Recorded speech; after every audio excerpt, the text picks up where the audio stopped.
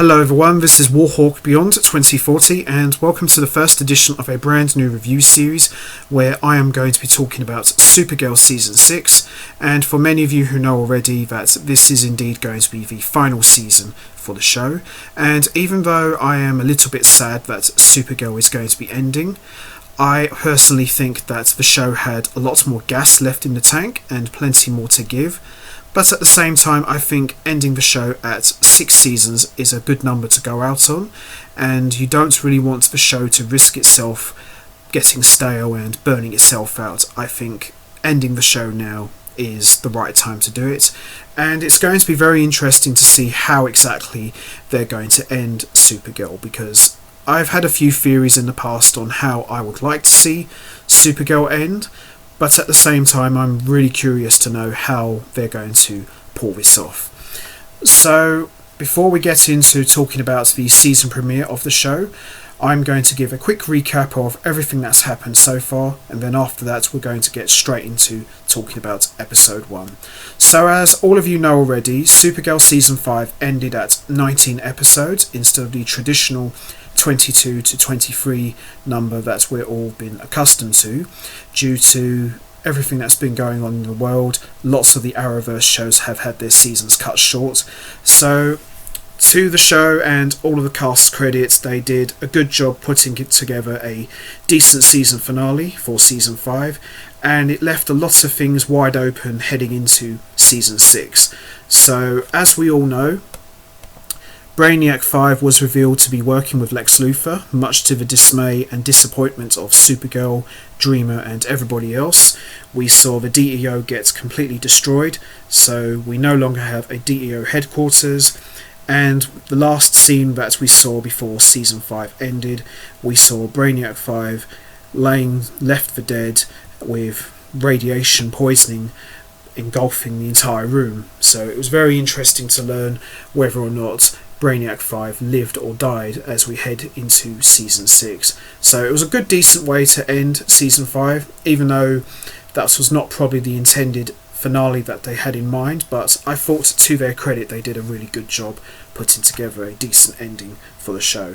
So with that all said, we're going to get straight into it. We're going to be talking about Episode 1, Rebirth. So we see inside the Leviathan ship, Brainiac 5 is dying, but Dreamer manages to find him. They have a brief moment together with him trying to tell her to leave and that he loves her, and then she uses her powers to open the door to the ship's core. As she does, we still see Gamma is alive and well, and we see Supergirl and friends arrive on the scene, and after getting Brainiac 5 to safety, he reveals that they can use the anti-life equation to stop Gamma. So with some effective teamwork with Supergirl and Alex, the Leviathan is stopped once and for all. Meanwhile, in the bunker, we see Lex Luthor and Lillian Luthor transfer the Leviathan energy into her son and giving him superpowers, and then Lex monologues about his plan to not only end Supergirl, but also take over the world. Now, what's more dangerous than Lex Luthor genius? Lex Luthor with superpowers. But we also see he has some pretty loft plans for the rest of the universe. He explains that he used the Obsidian North technology to brainwash people into loving him. Anyone who doesn't have that brainwashing, he plans to essentially nuke from space, and then he ultimately plans to become the new anti-monitor and wipe out anything in the universe that doesn't obey him. Oh boy, he wants to recreate the Crisis. Not good. We see Supergirl and friends quickly figure this out thanks to Lena and Dreamer, prompting everyone to come up with a plan. We see Jean and Magan will take out the satellite weapons by doing a Martian ritual. Supergirl tells Lena to use the Myriad to undo Lex Luthor's brainwashing. They figure out a way to take away Lex Luthor's superpowers, and Supergirl plans to use herself as bait in order to lure Lex Luthor out. She offers herself and agrees to meet at the Fortress of Solitude. Once they meet with Lex Luthor, which is absently a suicide mission which prompts Supergirl to leave her legacy download, a last will and testament of sorts at the fortress, although she is only part of the way through when Lex Luthor arrives. Everyone clashes, with Lex hitting Supergirl with kryptonite blast while Alex and Dreamer get the bottle of Leviathan energy from Lillian, but not without a fight of course. Lena restores normal brain function to people with Brainiac 5's help. Magan and Jean also destroy the satellites, with Supergirl seemingly dead. he has a field day in a fortress playing with the weapons, although Lena Luthor Protocols engages, sending a plate to Kara's chest that saves her. Now this was actually a funny scene, because you see Lex Luthor is playing around with all the weapons to a Queen song. So I thought that was quite a funny moment. And you know, John Cryer is absolutely knocking it out of the park so far. Lex Luthor, he's doing an amazing job, and in my opinion he's probably one of the best things about the show so far. So I'm really enjoying watching John Cryer doing his thing as Lex Luthor. So we see the rest of the friends arrive with Supergirl and they fight Lex. There are some battle scenes going on here, and the team is ultimately able to strip Lex Luthor of his superpowers. Unfortunately, Lex Luthor finds the Phantom Zone projector and sends Supergirl somewhere into the zone before he's stopped. Because the projector is now damaged, they have no way of knowing exactly where Lex Luthor has sent Kara. Kara, for the moment, has been lost to what is essentially her worst nightmare, and that's being trapped in the Phantom Zone. We see Lex Luthor is apprehended, and the world now knows he's officially evil. Lena discovers that she's not the only person in the inner circle who didn't know about Kara.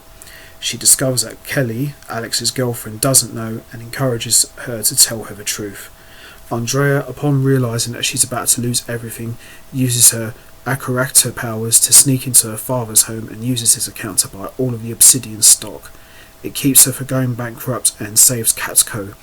At Catco, Nia covers for Kara by saying that she's working with Cat Grants. Lena then uses Miriar to wipe knowledge of Kara's identity from Lex and Lillian's minds. Brainiac 5 and Nia gets back together and promising no more secrets. That's good to see they're back together. I like those two. You know, they're cool together. So I'm happy that, you know, they're back on the same page, and hopefully Brainiac 5 will eventually go back to his quirky self again. Alex struggles with her sister's absence, but Jean makes her a full member of what is essentially now the Arrowverse's Justice League by giving her her own codename, Sentinel. Now, for those of you who don't know that name, Sentinel was a name that Alan Scott used in the comic books. They will keep the city safe until they can find Kara and bring her home. And as we wrap up this episode, we see Kara is laying unconscious in the Phantom Zone with all of the Phantoms circling around her. And that pretty much wraps up my review of episode 1. Overall, very good episode. You know, the idea of Lex Luthor having powers has always been an appealing thing to me, so that was great to see that again. You know, Kara being trapped in the Phantom Zone was a nice callback to Supergirl, the movie with Helen Slater, because anybody who cares enough to remember about that film, Supergirl in the movie was trapped in the Phantom Zone, but here she's trapped here in the Phantom Zone once again. So it's going to be interesting to see how Alex and Lena and everybody else is going to get her out of there. So for probably a good few episodes of this season, Kara is going to be trying to make attempts to escape from the Phantom Zone. And one more thing to take into consideration, Kara doesn't have any superpowers in the Phantom Zone, so it's going to be very interesting to see how she's going to manage without her superpowers. But overall, this was a really good episode, and Lex Luthor and Lillian having their memories wiped is an interesting concept, so that will make for an interesting couple of episodes going forward. So there you have it, guys. I'm going to wrap this up now. What did you think of episode 1 of Supergirl? Did you enjoy it? What were your thoughts on Lex Luthor having powers? Do you think that was a good thing, or do you think maybe that's been overdone a bit? What were your thoughts on Lillian and Lex Luthor having their memories wiped? Do you think it will be temporary, or do you think this will be permanent? And also, one final thing, what are your thoughts on Supergirl being trapped in the Phantom Zone? Do you think that everyone will be able to get her out of there, or do you think she might be able to find her own means of escape from getting out of that place? And also, do you think she could survive without any powers? You know what to do, guys. Hit the like button, hit the subscribe button, leave your thoughts and comments down below, and I will be back next time for another edition of the Supergirl Season 6 review series, where I will be talking about episode 2. So until next time, take care everybody, and stay safe, and once again, thanks for listening.